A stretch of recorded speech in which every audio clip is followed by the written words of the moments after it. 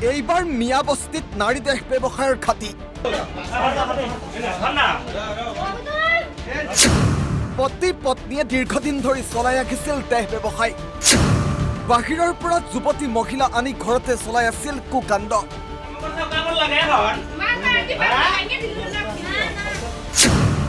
আৰু অৱশেষত হাতে লুটে ধৰিলে ৰাইজে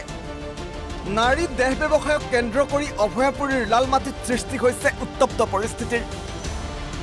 অভিযোগ অনুসৰি লালমাটিৰ চেকমান আলী আৰু এজন লোকে পত্নীৰ সৈতে লগ হৈ দীৰ্ঘদিনৰ পৰা চলাই ৰাখিছিল নাৰী দেহ ব্যৱসায় সুকমানৰ ঘৰলৈ দৈনিক আগমন ঘটিছিল বহু যুৱক যুৱতীৰ অসামাজিক কাৰ্যকলাপেৰে বিনষ্ট কৰি ৰাখিছিল সামাজিক পৰিৱেশ আৰু সেই কথা লক্ষ্য কৰি আছিল ৰাইজে অৱশেষত ৰাইজে অভিযান চলাই সুকমান আলীৰ ঘৰত হাতে লুটে ধৰে কেইবাগৰাকীও যুৱক যুৱতী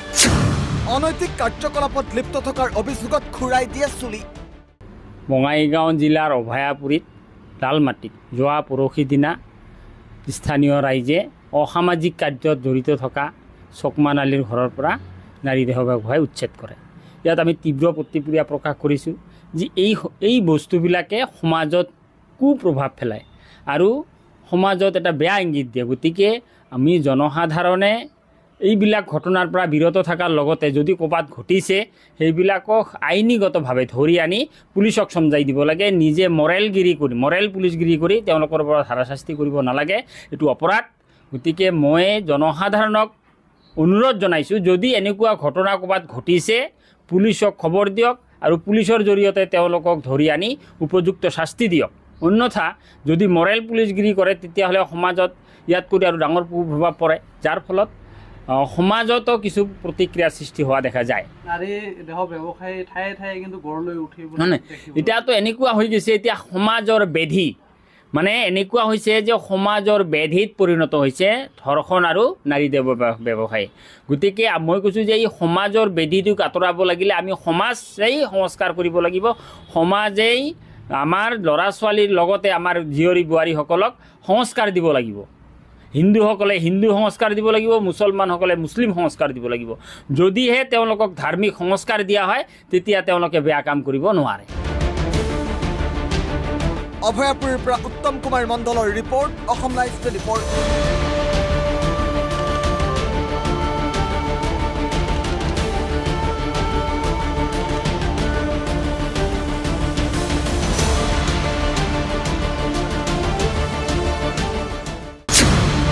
24এইবাৰ মিয়া বস্তিত নাৰী দেহ ব্যৱসায়ৰ ঘাটি পতি পত্নীয়ে দীৰ্ঘদিন ধৰি চলাই ৰাখিছিল দেহ ব্যৱসায় বাহিৰৰ পৰা যুৱতী মহিলা আনি ঘৰতে চলাই আছিল কুকাণ্ড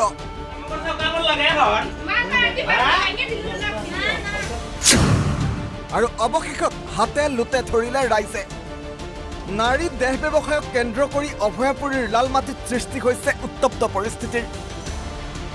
অভিযোগ অনুসৰি লালমাটিৰ চেকমান আলী আৰু এজন লোকে পত্নীৰ সৈতে লগ হৈ দীৰ্ঘদিনৰ পৰা চলাই ৰাখিছিল নাৰী দেহ ব্যৱসায়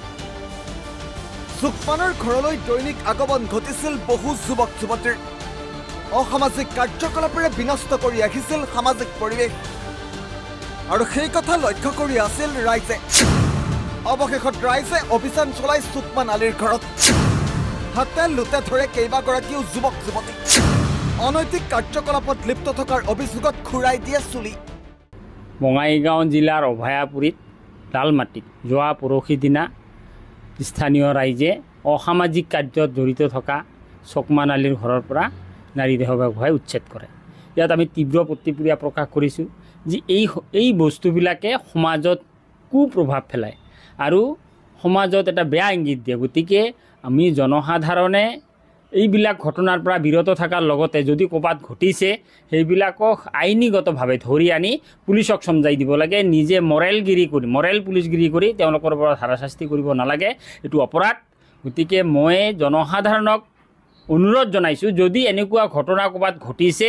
পুলিচক খবৰ দিয়ক আৰু পুলিচৰ জৰিয়তে তেওঁলোকক ধৰি আনি উপযুক্ত শাস্তি দিয়ক অন্যথা যদি মৰেল পুলিচগিৰি কৰে তেতিয়াহ'লে সমাজত ইয়াত কৰি আৰু ডাঙৰ প্ৰভাৱ পৰে যাৰ ফলত সমাজতো কিছু প্ৰতিক্ৰিয়া সৃষ্টি হোৱা দেখা যায়। নাৰী দেহ ব্যৱসায়ী ঠায়ে ঠায়ে কিন্তু গঢ় লৈ উঠিব। এতিয়াতো এনেকুৱা হৈ গৈছে, এতিয়া সমাজৰ ব্যাধি মানে এনেকুৱা হৈছে যে সমাজৰ ব্যাধিত পৰিণত হৈছে ধৰ্ষণ আৰু নাৰী দেহ ব্যৱসায়। গতিকে মই কৈছোঁ যে এই সমাজৰ ব্যাধিটোক আঁতৰাব লাগিলে আমি সমাজেই সংস্কাৰ কৰিব লাগিব। সমাজেই আমাৰ ল'ৰা ছোৱালীৰ লগতে আমাৰ জীয়ৰী বোৱাৰীসকলক সংস্কাৰ দিব লাগিব। হিন্দুসকলে হিন্দু সংস্কাৰ দিব লাগিব, মুছলমানসকলে মুছলিম সংস্কাৰ দিব লাগিব। যদিহে তেওঁলোকক ধাৰ্মিক সংস্কাৰ দিয়া হয় তেতিয়া তেওঁলোকে বেয়া কাম কৰিব নোৱাৰে। অভয়াপুৰীৰ পৰা উত্তম কুমাৰ মণ্ডলৰ ৰিপৰ্ট, অসম লাইভ 24।